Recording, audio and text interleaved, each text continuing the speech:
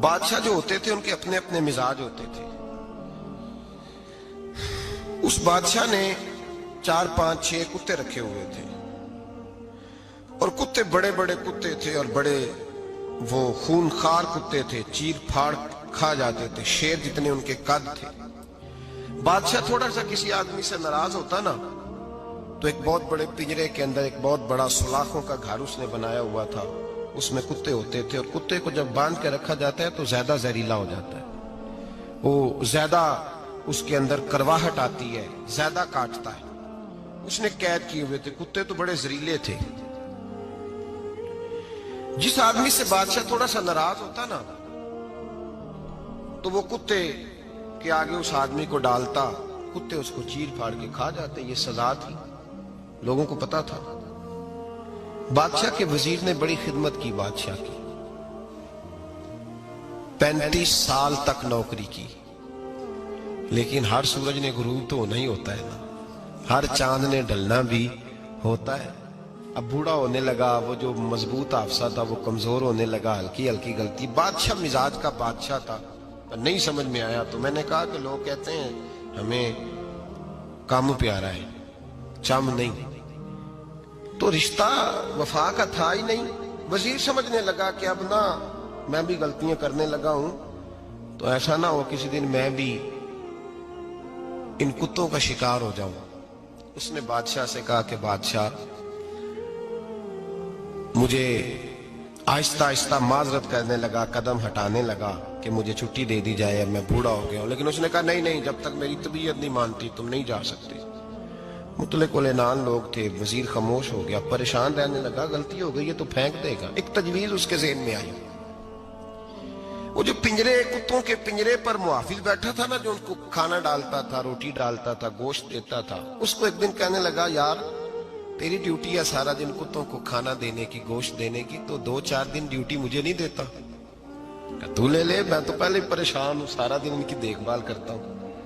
اس نے کچھ تھوڑا سا گوشت لیا, پنجرے کے باہر کھڑے ہو کے کتوں کو ڈالا. اگلے دن تھوڑی روٹیاں لے آیا, کتوں کو ڈالی. 2 4 دن, ہفتہ, مہینہ, سال بھر, جتنا اس کو موقع ملا وہ دن بھر خدمت کرتا. بس وقت ایک دن آ گیا, بادشاہ کو کوئی بات اچھی نہ لگی. اس نے کہا اس بڈھے کو اٹھاؤ اور ڈالو کتوں کے پنجرے میں. ساری زندگی یہاں رہا, اسے ابھی تک نہیں پتا چلا میرے مزاج کا. جب اٹھا کے پنجرے میں ڈالا نا تو بجائے اس کے کہ کتے اسے کاٹ کھاتے, وہ اس کے پیر چومنے لگے. وہ پیر چومنے لگے, ہاتھ چومنے لگے, چاٹنے لگے. تو بادشاہ اب سامنے کھڑا تھا نظارہ دیکھنے کو کہ چیر پھاڑ کرتے تو خوش ہوا کرتا تھا, خونخوار درندے جیسی اس کی طبیعت ہو گئی. جب دیکھا پیار کر رہے ہیں تو بادشاہ وزیر سے کہنے لگا یہ کیا ہے؟ تو وزیر رو پڑا, کہنے لگا تو سیاستدان تھا تو میں بھی سیاستدان تھا, ساری زندگی سیاست کی لیکن دنیا داروں کے ساتھ رہا تو انجام یہ ہوا کہ مجھے اس پنجرے میں ڈال دیا گیا. دیکھ تو بہت بڑا سیانہ تھا اور میں بھی سمجھدار تھا, وزیر رہا, لیکن ہمارا روح کا رشتہ نہ بن سکا. ارے ہم سے تو یہ کتے ہی اچھے نکلے. تیری 40 35 سال خدمت کی تو نے کتوں کے آگے ڈال دیا. انہیں تو چند مہینے روٹی ڈالی ہے, میرے وفادار ہو گئے. چند مہینے روٹی, جنہ تنا وچ عشق نہ رچیا کتے نہ تھی چنگے. جنہ تنا وچ عشق نہ رچیا کتے نہ تھی چنگے. مالک دے کر راکھی کر دے سابر بھوکے ننگے. اور بابا بلے شاہ صاحب فرماتے ہیں تو راتی جاگے تے شیخ صدا میں, راتی جاگ دے کتے تے تیتھوں اتے مالک دا در مول نہ چھڑ دے. پاویں مارو 100 جتے تے تیتھوں اتے رکھا سکھا کھا. دنے جار رکھاں وچ ستے تیتھوں اتے ایک برکی دا قدر پچھانن. پاویں مالک ہو من ستے, ایک برکی دا اوپر کھڑے ہو کے کام نہیں کرانا پڑتا کہ میں کھڑا رہوں گا تو کام صحیح ہوگا, جاؤں گا تو نہ. ایک برکی دا قدر پچھانن پاویں مالک ہو من ستے. پھر اپنے آپ کو مخاطب کیا, کہنے لگے اٹھ بلیا چل یار منا لے نہیں تے بازی لے گئے. ملا رومی کہتے ہیں کہ چڑیا اور چڑا मुज़क्कर मुअन्नस दोनों इकट्ठे बैठे थे। तो एक बंदा आ गया सूफी, मेरी तरह पगड़ी शकड़ी बांधी हुई, जुब्बे कुब्बे में लगा हुआ। ये जितने फितने आज आपको नज़र आ रहे हैं ना, ये जुब्बों के पीछे निकलते हैं सारे। आवाम बेचारी को तो पता ही नहीं था कि यहाँ भी उलझना है। इन्होंने पकड़ के चक्कर चला दिए। कभी कोई कहानी सुनाते हैं तो कभी कोई कहानी सुनाते हैं, कभी नहीं। और मैं शिकवा करने लगा हूँ, मुझे कर लेने दो। क्या तुमने कभी मईशत पर भी तकरीर की है? हुजूर ने मईशत नहीं दी? क्या तुमने कभी कौम को मुआशरत भी सिखाई है? ये भी तुमने बताया है कि जीना मरना कैसे है? वहाँ उलझाते हो जहाँ नौजवान कहते हैं कि यार तय कुछ नहीं हुआ आपके दरमियान अभी तक। जो कहानी सुना रहा था वो भी बड़े जज्बात में था, रो रहा था। जो रद्द कर रहा था वो भी जज्बात में था, रो रहा था। तो हम किधर जाएं? आपने कौम को किस दोराहे पे खड़ा कर दिया? शिकवा करने लगा हूँ। वो चिड़ा और चिड़ी दोनों बैठे थे। एक बंदा सूफी साफी आ गया, बड़ा जनाब, जुब्बा कुब्बा, बड़ी बात। तो चिड़िया चिड़े से कहने लगी उड़ जाएं, ये शिकारी ना हो। तो चिड़ा कहने लगा नहीं, शिकारियों का लिबास और होता है, ये तो दरवेशों का लिबास है, रहने दो, बैठे रहते हैं। उसने बड़ा समझाया चिड़िया ने, पर चिड़िया की बात मानता भी कोई नहीं ना। कभी कभी मान जाए कहने फ़ायदा होता है। अब चिड़िया की माने कौन? चिड़िया को तो लोग छोटा जानते हैं। तो वो चिड़ा बैठा रहा, पर वो बंदा आया। आए हाय, आप यकीन करें, लोग मेरे पास आते हैं तो वली समझ के आते हैं।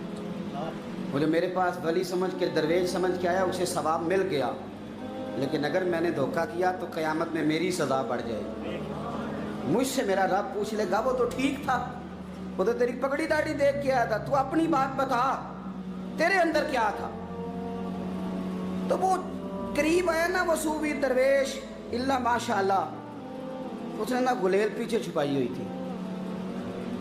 उसने गुलेल निकाली और मारी और चिड़ा मर गया। चिड़िया बड़ी परेशान हुई। उसने जाके बादशाह को शिकायत की, जंगल के बादशाह को, शेर को। शेर ने कहा तू फिक्र न कर, बंदा पकड़ लेते हैं। बंदा पकड़ लिया, गिरफ्तार कर लिया, सामने आ गया। तो चिड़िया कहने लगी, शेर कहने लगा चिड़िया से कि अब ना पकड़ तो हमने लिया है, सज़ा हमने नहीं देनी। अगर ये बात आपकी समझ में आ गई ना, मसला सिर्फ लीडरों का नहीं, कारकुन भी बड़े ख़तरनाक हैं। नाराज़ हो गए हो? मसला मुरीदों का नहीं, ये पीरों का नहीं, सिर्फ ये मुरीद भी नहीं कहीं हिलने देते।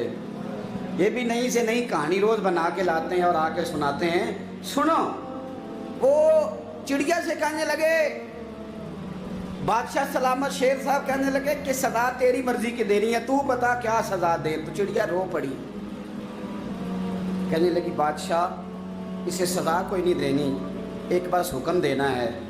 उसे कहा वो क्या? तो वो कहने लगी इसे हुक्म करें, अगर इसने शिकार करना है तो लिबास भी शिकारियों वाला पहने। इसने लिबास सूफियों वाला पहनना है और अंदर से शिकारी है।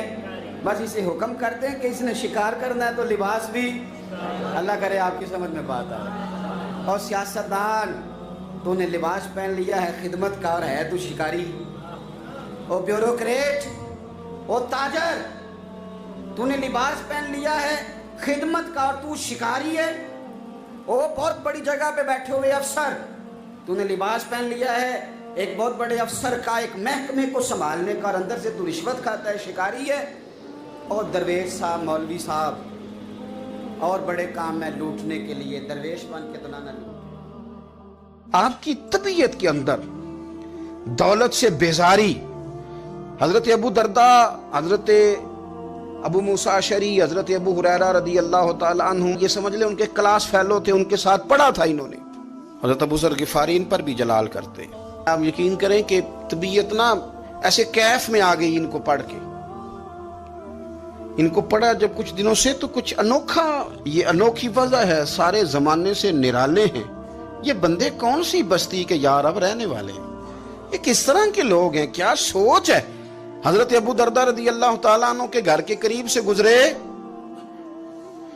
तो हजरत अबू दरदा मकान बना रहे थे। क्या जुमला कहा, तड़प गई रूह। फरमाने लगे अबू दरदा तुझसे मुझे ये उम्मीद नहीं थी यार। फरमाया क्या हुआ?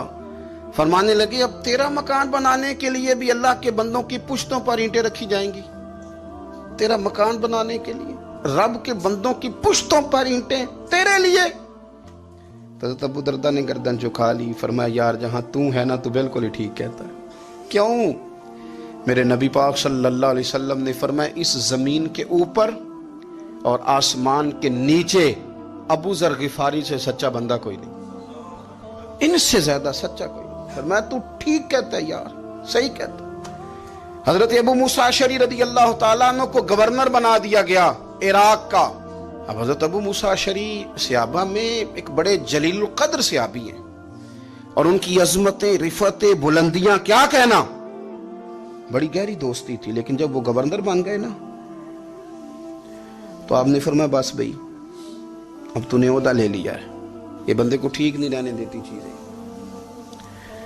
اب تو عہدے میں چلا گیا ہے۔ بڑی مدت کے بعد ملاقات ہوئی حضرت ابو موسیٰ اشعری کے ساتھ، وہ دوڑ کے آئے حضرت ابو ذر غفاری کے گلے ملنے، میرا بھائی میرا بھائی۔ فرمایا پیچھے ہٹ جا، میں نہیں تیرا بھائی، تو گورنر ہے، میں غریب آدمی ہوں، اپنا کام کر۔ پھر دوڑ کے آئے، فرمایا ابو ذر تو میرا بھائی ہے یار، اکٹھے پڑھتے تھے حضور۔ فرمایا نہیں جا تو نہیں میرا۔ پھر آئے، جانتے تھے نا یہ سچا بندہ ہے، یہ سچا بندہ ہے، یہ تقریروں والا نہیں، صرف وعظوں والا نہیں، اس کے اندر بھی بڑی سچائی ہے۔ قریب آئے، آ کے کہا یار تو میرا بھائی ہے، میرے سینے لاگ۔ فرمانے لگے تو تیسری بار آیا ہے، مومن ہے، میں منہ نہیں موڑ سکتا، پر پہلے مجھے بتا گورنر بننے کے بعد تو نے مکان کتنے بنائے، باغ کتنے لگائے، چکیاں کتنی لگائیں، کتنے تو نے چیزیں بنائی ہیں، پہلے بتا۔ تو حضرت ابو موسیٰ اشعری نے ان کا ہاتھ پکڑا، رونے لگے، کہنے لگے جس محبوب سے تو نے تربیت لی ہے میں بھی انہی کا نوکر ہوں، جن کپڑوں میں میں عراق گیا تھا میرے آج بھی وہی ہیں یار۔ کیا بات کرتا ہے تو، میرے وہی ہیں۔ مجھے بتا اگر یہ عہدے خدمت کے ہم نہیں لیں گے تو پھر کیا ظالموں کو دیں گے، غیروں کو دیں گے؟ نہ کر، کچھ نہیں بنایا۔ حضرت سیدنا ابو موسیٰ اشعری رضی اللہ تعالیٰ عنہ روئے، اور جب کہا نا کوئی شے نہیں میرے پاس، تو فرمایا اچھا چل آ جا، پھر سینے لگ جا، تو واقعی میرا بھائی ہے۔ پھر حضرت ابو ذر غفاری نے محبت فرمائی، وہ درویشی، وہ فقیری، وہ سادگی، وہ نورانیت، وہ دل کے ساتھ اندر۔ ہمارے تو بہت سارے لوگ ہیں جو کہتے ہو کہاں لے جانا ہے مال، کیا ضرورت ہے مال کی، ہر وقت مال کی مخالفت کرتے ہیں، لیکن دل ان کا کہتا ہے کہ آئے صحیح کسی طریقے سے، پہنچے صحیح۔ حضور نے فرمایا بعض لوگوں کی زبانیں شہد سے زیادہ میٹھی، دل بھیڑیے سے زیادہ خطرناک، اوپر سے کہہ کچھ رہے ہیں اندر حالات کچھ اور ہیں۔ لیکن حضرت ابو ذر غفاری رضی اللہ تعالیٰ عنہ دوری دولت سے، آپ فرماتے کیوں ہیں لوگوں کے پاس مال، کس لیے اتنا مال جمع کیا؟